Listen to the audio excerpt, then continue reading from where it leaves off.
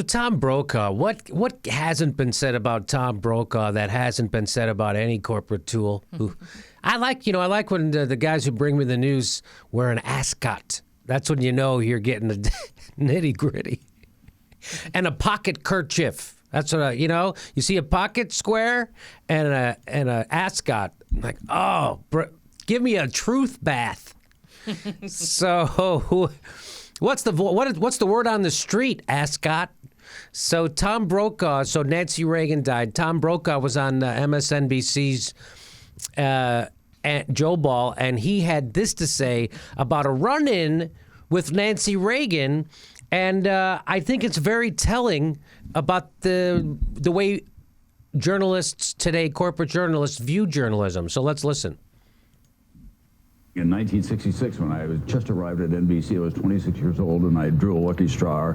I started covering Ronald Reagan's campaign for governor.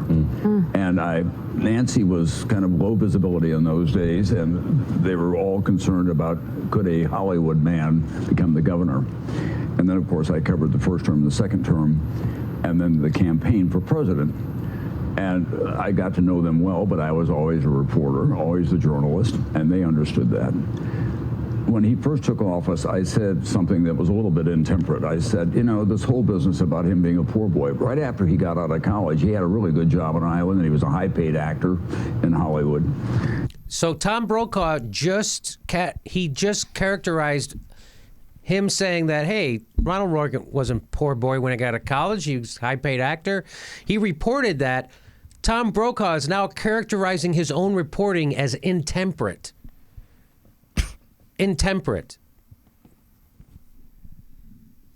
I have to say, though, I do like that Tom Brokaw is trying to do his own impersonation of a modern-day George Burns. Yes, he is. Yes, he is.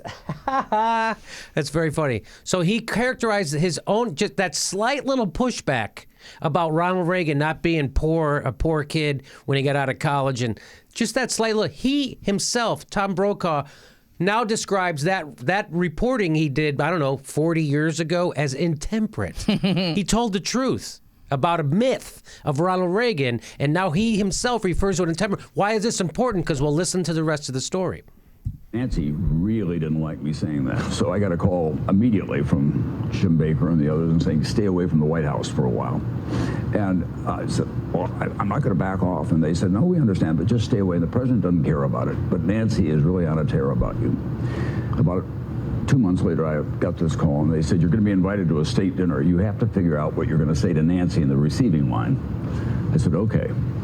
So I go down for the state dinner. Meredith is with me. We're in the receiving line, and Meredith keeps saying, have you figured out what you're going to say yet? And I kept saying, no, I haven't figured it out yet. And I get right up to her, and I said, Nancy, back to square one, just like that.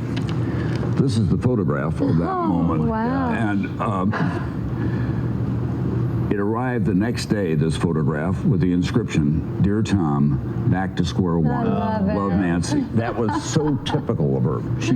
She put it away in a hurry. She didn't want to have a full ongoing feud with me. And it was kind of the beginning of a different level of a relationship. So that's Tom Brokaw. He's telling a heartwarming story of how he was punished by accidentally committing an act of journalism. He's bragging that Nancy Reagan intimidated members of the press for telling the truth, and that he was the one who was intimidated. This is what he's telling you right now. By the way, Tom Brokaw, the pioneer of access journalism. If you wonder how Luke Russert happened, it's because Tom Brokaw's his real father. He was told, get this. So listen to that story. He told a small truth about Ronald Reagan. And by what was that truth?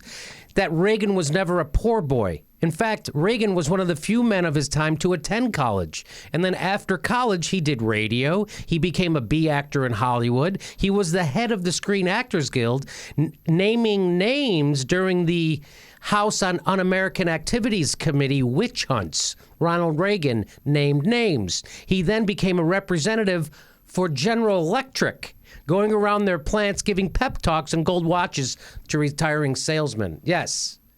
Yes. Not to mention his spokesperson jobs for cigarette companies. And let me just say this. Republicans claim to hate celebrities and think they shouldn't be political and they should just shut up and sing. You hear that a lot from conservatives, right? Oh, you're a musician. Just shut up and sing. I don't want to hear you talk about politics. Point of fact, you can't shut up and sing at the same time. And yet Republicans also prove they're crazy for celebrities, right? They love Ronald Reagan, Arnold Schwarzenegger, George Murphy, Sonny Bono, Donald Trump. Mark my words. We will live to see a Governor Victoria Jackson in my lifetime. So there's Tom Brokaw admitting that because he did a little bit of journalism, that he wasn't allowed. He didn't go to the White House for 2 months. He stayed away from the White House. Yeah, he's like, I'm not going to back off. No. But the nice lady said something to him. So, of course, he immediately kowtowed and became their best friend. And yes. Because they took a nice picture. And the fact that he's showing off this frame photo of his sycophancy, which is what this is, right? To the people in power he's supposed to be keeping in check. This tells you everything that's wrong with today's TV news reporters. He's afraid to offend the wife of a politician that he's telling the truth about. He's afraid, oh my God, I did something intemperate. I told the truth about Ronald Reagan, and now I'm going to stay away from the White House for a little while. He's admitting it. And then look, she gave me a picture. She framed it back to square one. And then we had a whole new meaning of, did you hear him at the end? We had a whole new relationship, meaning I was nice to them. I never reported anything that they didn't want me to report anymore because look how crazy she went. He's admitting all this. This is a photo of my journalistic integrity evaporating. And he looks back on it fondly. This is a story. This is a beautiful story. And they all gasp when he showed the picture. Oh, you're right. It is. It's such a beautiful story of deference that he even got choked up when he showed it. Yes. Yes. Yeah. He's saying, oh, look how great they... And let's be clear Ronald what she Reagan. did. What she did was, hey, assistant, get that photo. Can you scroll this on it and send it to him? No, I'm sure she was outside the Hobby Lobby, and they open at 10. She's putting it together. Yeah, she's all, oh, geez. Why isn't Tom Brokaw just be honest? The only reason he really liked Nancy Reagan is because her name didn't have any L's in it. Tom Brokaw, he's an amazing story. He's a guy who became a news broadcaster with a speech impediment. It didn't bother him. He can't even say his own name. He became an anchor. I think that shows a lot. It's nice to see Tom Brokaw, after Nancy Reagan said that their relationship was back to square one. Tom Brokaw also took his journalism back to square one.